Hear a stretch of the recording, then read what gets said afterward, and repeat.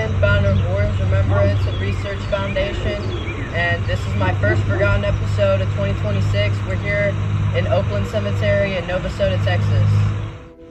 So this is the flagpole.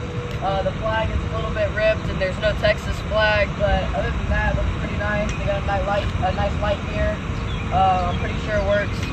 It's not night, and they have a nice area over here. They have bolts down here, and it just looks pretty nice other than the flag being just a little bit ripped. So now we're looking at the grounds.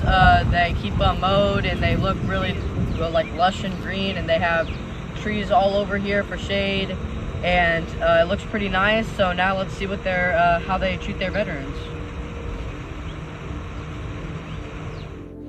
This is our first veteran, Anderson Campbell. He was private first class in the Army, and he served in World War I. And as you can see, this is a footer actually. It's not supposed to be stood up like this.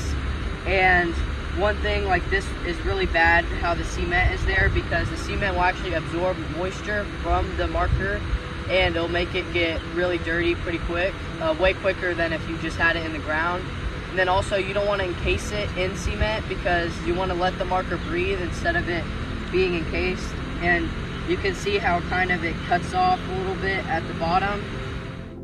This is our next veteran, Mingo Blackshear. He was a private in the U.S. Army, and he served in World War I.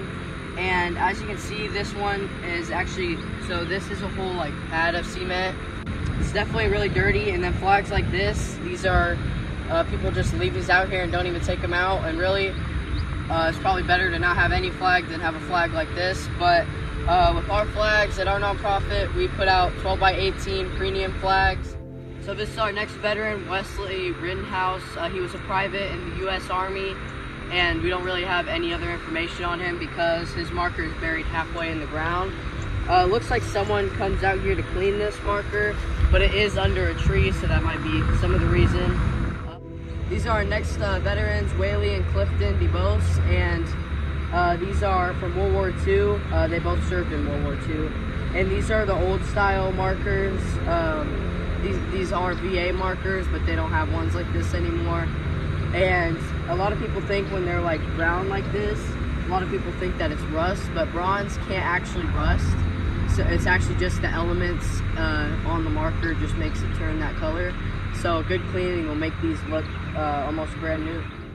This is our next veteran, Smith Caldwell, and he was in the U.S. Navy. So this really needs to be reset. As you can see, it's supposed to be straight up, and it's starting to sink in the ground. These are normally around this tall.